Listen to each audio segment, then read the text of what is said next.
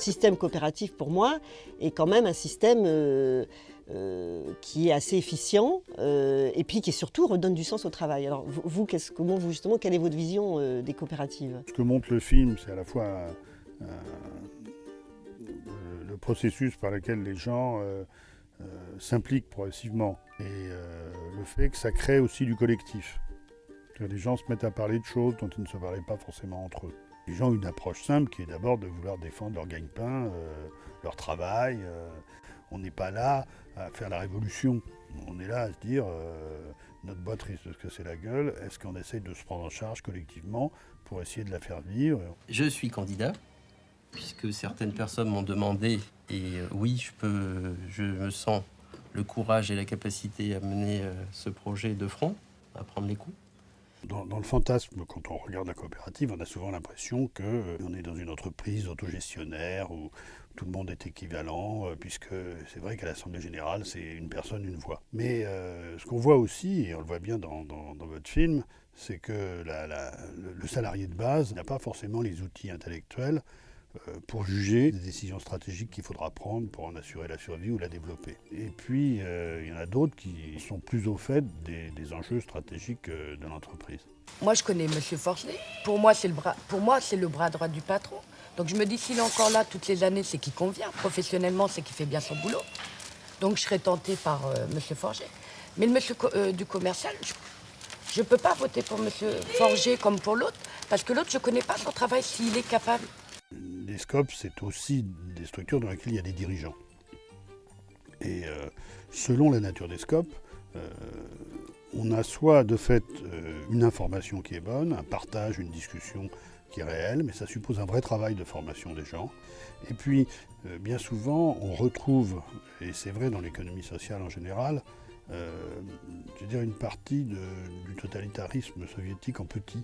Parce que les gens sont élus, parce qu'il n'y aurait pas de contradiction, parce qu'on est tous sur le même bateau, il n'y aurait plus forcément besoin de faire vivre la démocratie. Et alors, qu'est-ce qui pourrait changer dans la nouvelle convention là? Il pourrait nous changer nos horaires, les RTT. On pourrait revenir aux 39 heures, par exemple? Tout peut être remis en cause. Ah bon? Bien sûr. Je ne banalise pas.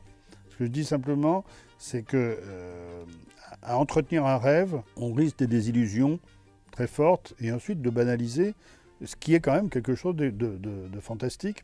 Face à la crise dans une coopérative, une entreprise qui est sous forme coopérative, une entreprise normale, a plus de chances quand même de mieux survivre dans la crise. Il y a une certaine résilience effectivement des coopératives en situation de crise qui peut être liée à la capacité des salariés collectivement d'accepter l'idée de se serrer la ceinture pendant un moment difficile. Parce qu'ils n'ont pas l'impression qu'ils serrent la ceinture pour augmenter les profits du patron, mais pour préserver leur emploi. Donc c'est ce qui peut expliquer qu'en situation de crise, les SCOP résistent mieux. Mais vous pouvez avoir aussi une autre raison, hein, qui est leur spécificité sectorielle.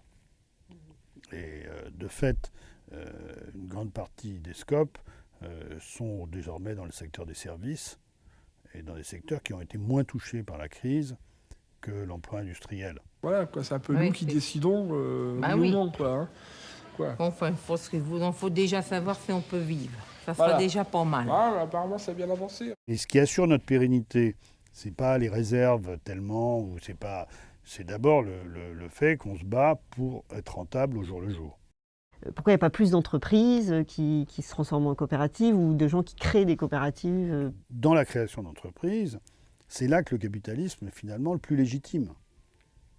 C'est-à-dire celui qui crée une entreprise à partir de rien et qui réussit, ça veut dire qu'il vend des produits et des services que d'autres personnes ont envie d'acheter. Il remplit un rôle social utile. Dans la SCOP, il faut que vous ayez à la fois ce désir, l'idée qu'on ne va pas forcément s'enrichir par son projet, et l'envie de faire ça de manière collective. Moi, personnellement, je ne le vois pas demain devenir égal à ses salariés. Il est patron et on ne redescend pas en bas. C'est évident. Moi, c'est mon point de vue. Hein. Il ne redescend pas en bas. S'il se remet dans la SCOP, il sera associé, égal à tout le monde. Ensuite, il y a d'autres facteurs qui jouent, qui sont des facteurs d'accès au capital. Il faut se poser la question de toute cette complexité si on veut faire avancer les choses et développer plus de coopératives. Mais sinon, c'est une expérience fantastique. Moi, je suis très heureux, très fier. Et je pense que c'est une très grosse responsabilité de diriger une entreprise de ce type et d'être à la fois le patron en échappant largement à la solitude du patron.